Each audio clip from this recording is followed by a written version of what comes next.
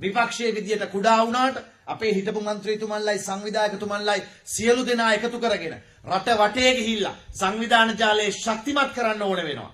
ආණ්ඩුව වැටෙනකොට අපි හරියට අල්ල ගන්න ඕනේ. අල්ලගත්තේ නැත්නම් ආයිත් වෙන්නේ මොකද්ද? රනිල් වික්‍රමසිංහ මහත්තයා 2015 ගත්තා වගේ බාගෙට ආණ්ඩු කරලා හවුලේ ආණ්ඩු කරලා කාට හරි දීලා යන්න. එහෙම නැත්නම් වෙන්නේ 2001 ගත්තා වගේ බාගෙට අරගෙන චන්ද්‍රිකා නෝන යටතේ කරලා ඒ හවුල් කැඳ හැලියට ආයිත් සම්බන්ධ වෙන්නේ. එහෙම කරන්නේ නැතුව තනි ආණ්ඩුවක් විදියට තනි නායකයෙක් විදියට සියලු දෙනා එකතු කරගෙන තනි නායකයෙක් විදියට පොදු අපේක්ෂක කතා ආයිත් නැහැ. තනි නායකයෙක් විදියට සජිත් ප්‍රේමදාස මහත්තයා ජනාධිපති කරනවා විතරක් නෙවෙයි අපි තනි ආණ්ඩුවක් හදනවා විතරක් නෙවෙයි ඒ හදන ආණ්ඩුව අවුරුදු 20ක් ගිහිල්ලා අවුරුදු 25ක් දුක් විඳපු තමුන්නාන්සලට වැඩ කරන ආණ්ඩුවකුයි මේ වෙලාවේ හදන්නේ.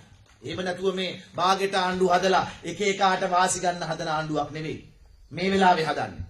කවුරු එකතු කරගත්තත් අපේ බලයේ ශක්තිය ශක්තිමත් කරගෙන තමයි අපි ඉදිරි ගමන යන්නේ. ඒ නිසා අපිට හදිසියක් නැහැ. සමහරු කියනවා තව කල් තියනවා කියලා. ඔව් අපිටත් හදිසියක් නැහැ.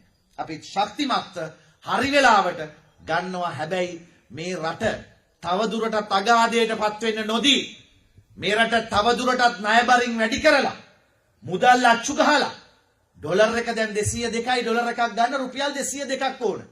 ඩොලර් එකක බඩුවක් ලංකාවට ගේන්න දැන් රුපියල් 202ක් ඕන. දැන් මේක උද්දමනය රෝමියම කියනවට වඩා ඇත්ත කතාව තව ටික දවසක් යනකොට රුපියලේ අගය තව වැඩි අඩු වෙනවා. ඒ කියන්නේ රුපියල තව බාල්දු වෙනවා. සර් බාල්දු වෙන වේගෙන්ම රුපියලත් බාල්දු වෙනවා. තව ටික දවසක් යනකොට 250ක් විතර යනවා එක ඩොලර් එකක් ගන්න. ඒ කියන්නේ පරිප්පු කිලෝ එකක් ඩොලර් 1 නම් පිට රට දැන් යන්නේ 202 නම් තව මාසෙකින් 250ක් ගෙවන්න වෙනවා. එතකොට මොකද වෙන්නේ? පරිප්පු ගන්න අපිට 250ට වඩා ගෙවන්න වෙනවා. රුපියල් 50කින් පරිප්පු වැඩි වෙනවා. අන්න උද්දමනය කියන්නේ ඒක. අපිට බඩු වලට ගෙවන්න අපේ රුපියල් අඩු වෙලා අවප්‍රමාණය වෙලා අපි බඩු වලට ගෙවන්න තියෙන මිල වැඩි වෙලා මේකට තමයි අපි කියන්නේ. අපි දැන් ගත්තොත් අපිට දැන් පාන් ගෙඩියක් ගන්න රුපියල් 50යි යන්නේ. හැබැයි රුපියල් 100යි කියමු. රුපියල් 100යි. හැබැයි තව ටික කාලයක් ගියාම අපිට පාන් ගෙඩියක් ගන්න රුපියල් 500ක් අරන් යන්න වෙනවා. කඩේට මොනවා හරි වටිනා දෙයක් ගන්න යනකොට විල්බරෝක තමයි සල්ලි අරන් යන්න වෙන්නේ. ඇයි එහෙම වෙන්නේ? මේගොල්ලන්ට රටේ නිෂ්පාදනයක් නැහැ. හැබැයි සල්ලි අච්චු ගහනවා. කෝටි ගණනක් සල්ලි අච්චු ගහලා. රටේ ආර්ථිකයට මුහුණ දෙන්න බැරුව.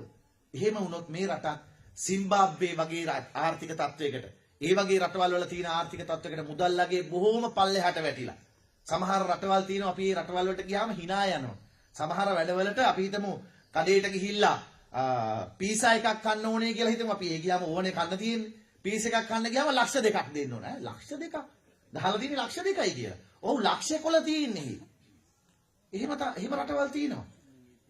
ලංකාවත් වැඩි දුර නෑ එතනට කියන එකයි මම මේ කියන්න ගත්තේ. නිකන් කල්පනා කරලා බලන්න. වෙනද අපිට රුපියල් 10කින් කොච්චර දේවල් කරන්න පුළුවන්ද කියලා. අද රුපියල් 10ට ලොතරැයි ටිකට් එකක් ගන්න පුළුවන්ද? බෑනේ. එතනට අපි වේගෙන් පැමිණෙමින් ඉන්නවා. අන්නේ අවදානම තමයි අපේ රටේ තියෙන්නේ. ඒකයි අපි ඊට කලින් මේ රට බේර ගන්න ඕනි කියලා අපි කියන්නේ. මේ රට බේර ගන්න ඕනි දෙමළ මිනිස්සුන්ගෙන්, මුස්ලිම් මිනිස්සුන්ගෙන්, විජාතිකයින්ගෙන්. කොහොම කියලා තමයි බලයට ආවේ. නේද? කිව්වේ කොහොමද? තනි සිංහල ආණ්ඩුවක් හදන්න. බරපතල කාරණා ගොඩක් මතු කරගෙන ආවේ. මේ කාරණා මතු කරේ ඇයි?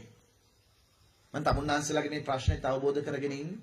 තමුන්නාන්සලාගේ ප්‍රදේශවල කැලෑ කපලා අලි ගමනාගමනය කරන්න තිබිච්ච තැන් වල තිබිච්ච කැලෑ ටික කපලා දාලා දැන් අලි ටික ගම් බැදිලා අලි ප්‍රශ්නේ උත්සන්න වෙලා තමුන්නාන්සලා මෙතන මේ රැස්වීම ඉඳලා ගෙදර යනකොටත් අවදානමක් තියෙන තත්ත්වයක් තියෙනවා.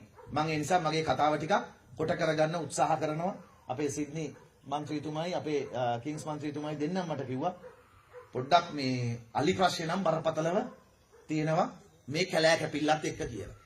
ඉතින් කැලෑ කපලා කමන්නේ මේ ගමේ මිනිස්සු නම් පොඩ්ඩක් මම හිතුවා ඇත්තටම මේ ගමේ මිනිස්සුන්ට තමයි කැලෑ පොඩ්ඩක් දීලා තියෙන්නේ වගා කරගන්න කියලා.